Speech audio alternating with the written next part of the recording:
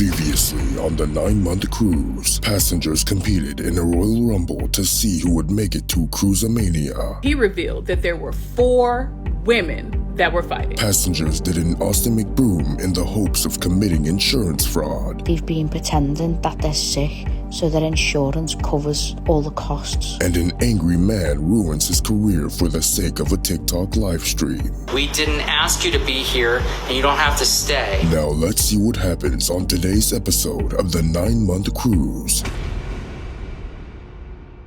Okay, I have seen the comments, alright, I get it. You want the 9-month cruise drama. Honestly, I can't upload a single video right now without a bunch of comments saying, "We want the 9-month cruise drama, where's the cruise ship?" And I get it, alright, I also want to carry on this series, but the truth is, not much has really happened since my last video. And it really wasn't up until today that there was enough stuff to talk about in a separate video. So I've made it to this point now. And I know I mentioned on one of the previous episodes that I may actually go on the ship myself and maybe film my experience, and I'm still thinking about it. But I do want to get a gauge on how you lot feel about me going on the ship and making content about it, because it's very different to anything I've done before. So if you are interested in seeing that, please leave a like in this video. And if it gets a ridiculous amount of likes compared to usual, I'll definitely be tempted. I'm thinking like 25,000 likes would be so substantial that I probably wouldn't be able to say no, because I don't think I've reached that amount of likes since my Gel Lady TikTok video. And I mean, that's got like 850,000 views. This one's not gonna get that much. But if you do really want to see it, leave a like down below. I never set like goals, so I don't know how this is gonna go, but yeah, I'm just throwing that out there. But either way, we do have a bunch more updates regarding the 9-month cruise,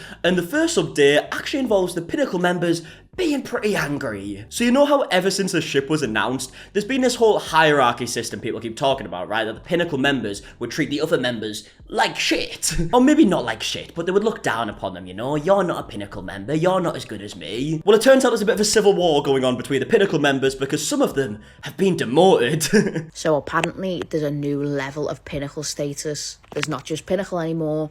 There's exclusive Pinnacle. Right, we don't need more tiers, okay? It's already as confusing as it is. I still don't even really get the whole Pinnacle thing. Like, how many more levels do we need? We've already got people with gold badges. Are we getting platinum badges? Diamond badges? Like, what is next? This has been causing a bit of friction on board of the Royal Caribbean no, ships. say it ain't so. Some of these Pinnacle members are now being referred to as second-class Pinnacles. Oh, why is that so funny? Some of these Pinnacle members are now being classed as second-class Pinnacles. And you already know they would be fuming about this, right? All of a sudden, your gold badge is pretty pointless, isn't it? You're not embarrassed about wearing it? You're one of us peasants now, eh? How does it feel? So I found this post on a Facebook group and I was just absolutely howling. Listen to this. I just left guest services after requesting a full refund for our 10 upcoming cruises, because of the unfairness of the new rules, allowing special guests Pinnacle privileges that aren't given to all Pinnacle members. Oh, so now all of a sudden they don't like the special privileges, do they not? When they had the special privileges, they were all for it, but all of a sudden there's a new tier and they're like, excuse me, we should all be treated equally. Second-class Pinnacle has rubbed a lot of Pinnacles up the wrong way. And we've had enough. I hope the moderators allow this post, because it truly affects everyone. No, it doesn't affect everyone, actually. It just affects the Pinnacle members. Literally. I feel like you get a taste of your own medicine, and I get it, right? There's a lot of Pinnacle members that would be lovely people, I'm sure, but they've had negative press, alright? I'm on the side of the segmenters, personally. I don't actually know if that's what they're called, but I'm calling them it. All Pinnacles deserve the same privilege. If Royal wants to create new levels of loyalty, it should not be at the expense of lower level Pinnacles. Oh, God. I mean, they're going through a lot, bless them. They've been treated like royalty for so long, they can't go back to the normal way of living. I mean, look, I am making jokes about it because it is funny, let's be honest. But I somewhat get it, right? They've paid a stupid amount of money to get these privileges and whatnot. Turns out other people are now going to get better privileges even though they've spent a stupid amount of money. I get it. But it is also very funny. You know a lot of egos were hurt during this. All Pinnacles should be treated equally. All Pinnacles should be treated equally. I mean, come on, do you not realise how stupid this sounds? You made it sound as if this is like a fight against injustice. I mean, it's not really that deep, is it? The post made me really laugh because I was like, interesting. It says, I think he's just afraid that people are going to see him as second class, which means that he's poor. So that's why he's fuming.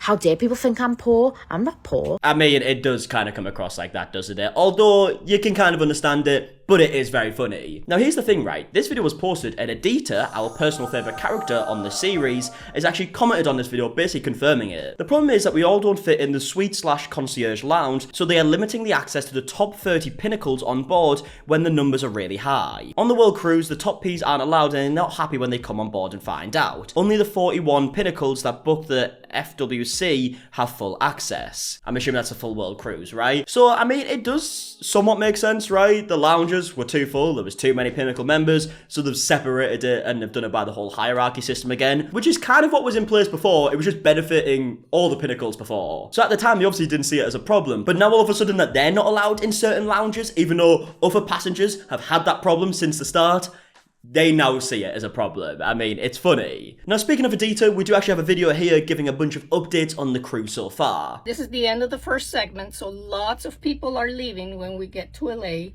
and not as many people are boarding for segment 2. So we are going to have about 200 less passengers making the crossing from LA to Hawaii. Alright, so this is the end of the first segment. Obviously, you could book the full World Cruise for the full 9 months. Then you could book segments, and then later on they changed it so you could book like a few days at a time, which pissed a lot of people off. But a lot of people are getting off, and not as many people are getting on, meaning there's going to be 200 less passengers. And I wonder if this is going to be a bit of a trend throughout, where it's just going to get less and less people on board. I mean, there has been like a lot of negative opinions about the ship, which might put people off, so I wouldn't be surprised if that is the case. But yeah, it's going to be interesting. I mean, people might start dropping like flies and just getting off halfway through. Pretty empty ship, probably 1,300 people, and the capacity on this ship is about 2,300.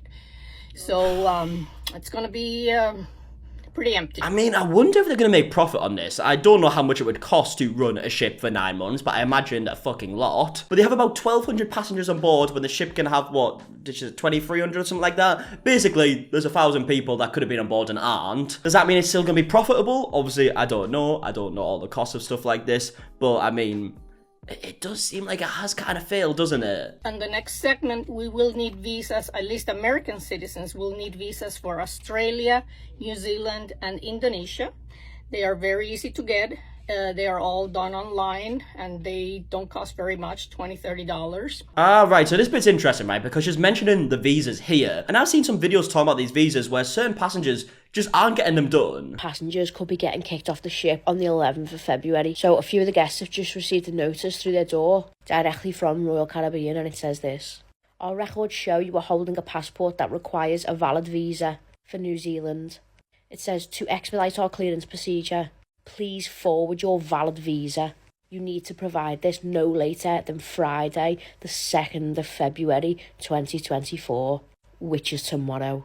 And then it says, immigration in New Zealand does not allow any guests to remain. I mean, the thing is, right, this is completely understandable. You need your visa. So if you're going to be on board on this cruise, you would surely think that you would have this sorted, but apparently a lot of people don't. I mean, Adita, again, has commented on this. She loves it, by the way. She watches all the videos on this, it looks like. But she's commented saying they have been telling us this for months. They've had meetings with each independent guest. So if they don't have a visa by now, it's their own fault. And I mean, if that's true, then she's right. I mean, even if it's not true, you should know you need your visas. It's pretty obvious, right? But yeah, imagine if you end up getting kicked off because you haven't got your visas done. Like, what have you been doing? You've just been sat on a ship for days on end when you haven't actually reached a destination for days. You could have got it done then. Now, going back to Adita's video, she goes on to say that they still haven't heard anything back about the Suez Canal because a lot of ships have had to go around Africa because it's not safe to go through, but they haven't heard anything about it yet, which seems very strange. The other thing is, we still haven't heard anything on the Suez Canal crossing from Royal Caribbean officially.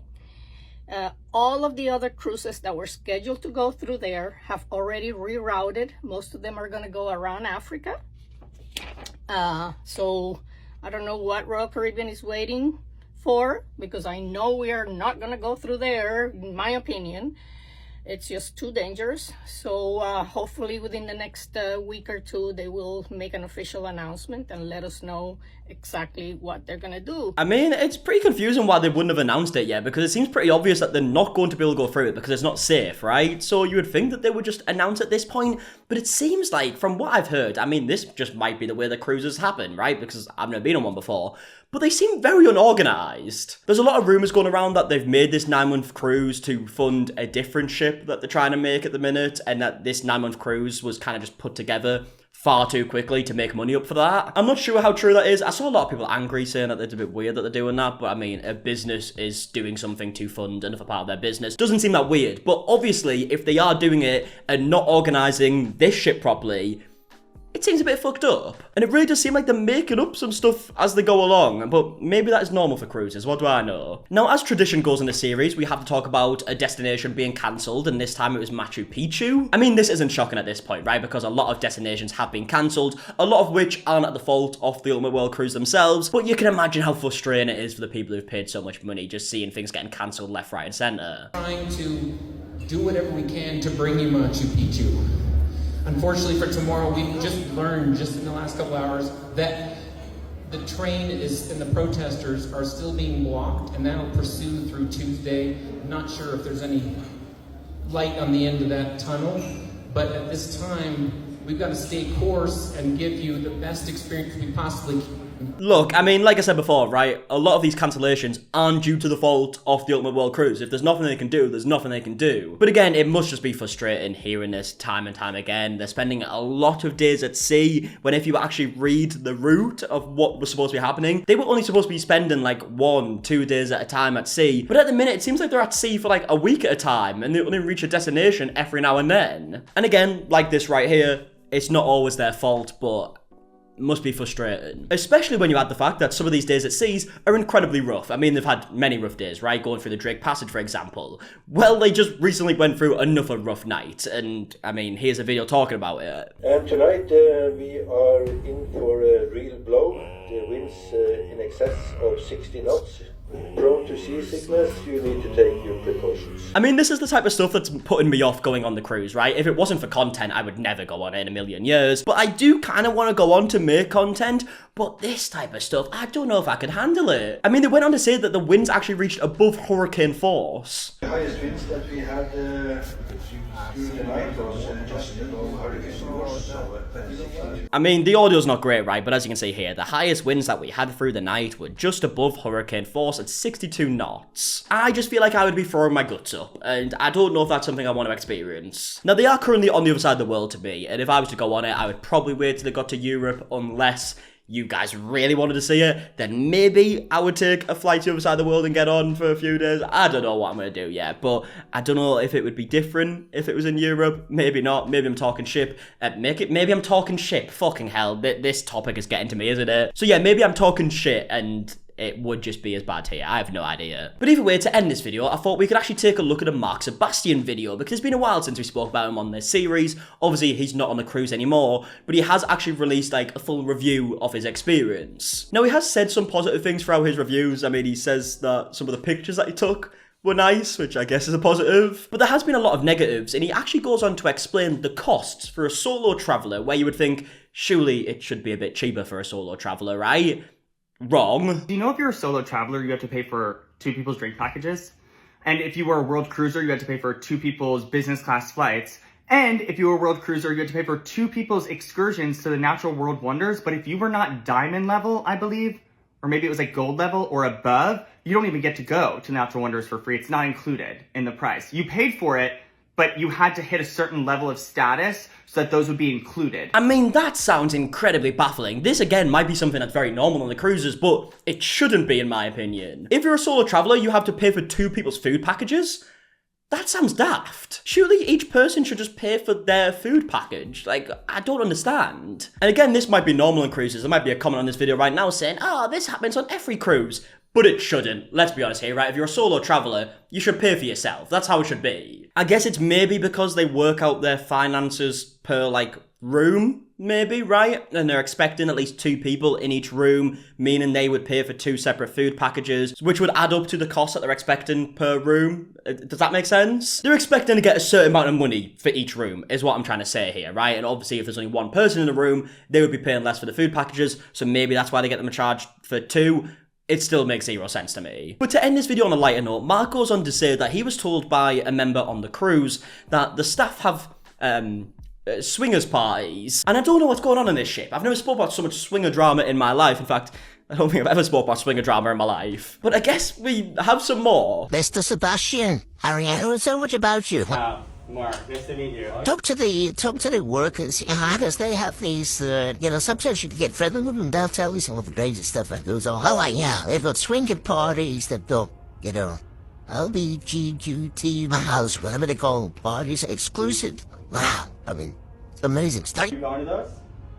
I'm married, I have to behave. But if I wasn't married, then you know damn well I'd be going. I mean, yeah, they're stuck at sea, probably bored, right? Days on end, stuck at sea without actually reaching destination. They're gonna get up to some stuff. I'm not here to judge. I just thought it was a funny way to end the video. Either way, I hope you did enjoy. I'm gonna leave it there. If you did, please do a like on it. I've already mentioned that. If we can get like a shit amount of likes, I may go on.